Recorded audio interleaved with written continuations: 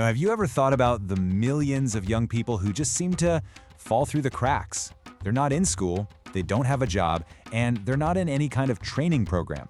They get called the invisible generation, but they actually have a name. Today we're diving into the world of NEETs to really understand who they are and the huge challenges they're up against.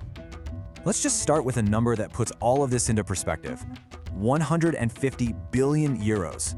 That's the estimated annual economic cost of this disengagement, and that's just in the European Union. We're talking more than 1% of the EU's entire GDP. So yeah, this isn't some fringe issue, it's a massive economic and social challenge. So, what does NEET actually stand for? It's a pretty simple acronym for a really complex situation. Not in employment, education, or training.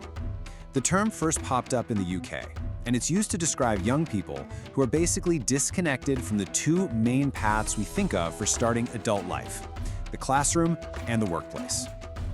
Okay, so now we know what it means. Let's try to wrap our heads around the sheer scale of this. How many young people are we really talking about here, and where are they? Just look at that number, 14 million. That is more than the entire population of some countries in Europe. And remember, every single one of those numbers is a real person, an individual story of lost potential, of feeling stuck, of just having a really difficult start in life. It's a staggering human cost, and it sits right behind that economic one we just saw. But here's the thing, this problem doesn't look the same everywhere, not even close. This chart shows you just how different things are across the continent. You've got countries like Spain and Italy where rates have been stubbornly high, often tied to major youth unemployment crises. But then you look at places like the Netherlands and Sweden with really strong job training programs and safety nets, and the rate is less than half that. It just goes to show you how much national policies and economic health really matter. So why does a young person become a NEET in the first place? Well, research is pretty clear that it's almost never just one thing.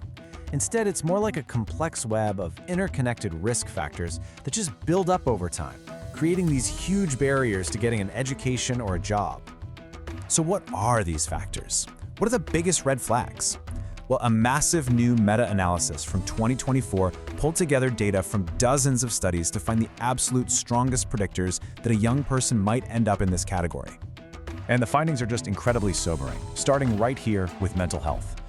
The analysis found that young people at risk of becoming a NEET face a suicide risk that is nearly 3 times higher than their peers. This isn't just a statistic, right? It's a stark reminder of the deep psychological distress, the isolation, and the loss of hope that can come with feeling so disconnected. Next, the research points to a really strong link with social challenges. The likelihood of getting involved in criminal behavior is more than 2 times higher. It makes sense in a way. When young people feel cut off from positive things like school or a job, they can get pulled into more destructive pathways, creating a cycle that just gets harder and harder to break. And this is key to understanding how that cycle really takes hold. Just one experience of being unemployed nearly doubles the risk of becoming a NEET long term. So an early stumble on the way from school to work isn't just some temporary setback.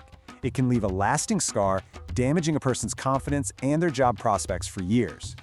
And beyond those top 3, that web of risk has so many other strands. Things like growing up with a parent who doesn't work, coming from a low-income family, struggling with physical health or substance use, or even just the neighborhood you live in. All of these things can get tangled together, and they all significantly increase the odds. But crucially, it's not a one-size-fits-all problem. The research found really clear differences between genders.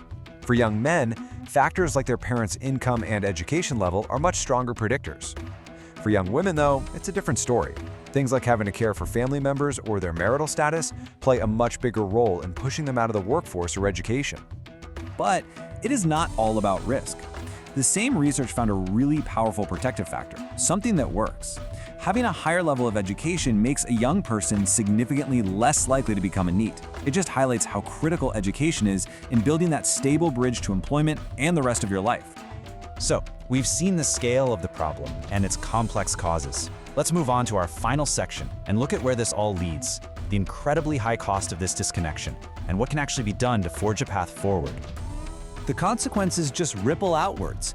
For the individual, being a NEET can lead to what economists call wage scarring, basically earning less for the rest of their lives, not to mention the hit to their well-being and confidence. And for society, It means lost productivity, more social strain, and of course, higher costs for welfare and support. So what's the response? Well, one of the biggest policies is the EU's Youth Guarantee. It's basically a promise to make sure all young people get a good quality offer, a job, more education, or training within 4 months of becoming unemployed. It's built on a pretty clear 3-step process. Spot the at-risk youth early, step in quickly, and then give them a concrete offer to get back on track. The goal is to create a safety net before that feeling of disconnection becomes permanent. And that really leaves us with this final crucial question. We've seen that the factors leading a young person to become a NEET are this complex, tangled web of risk.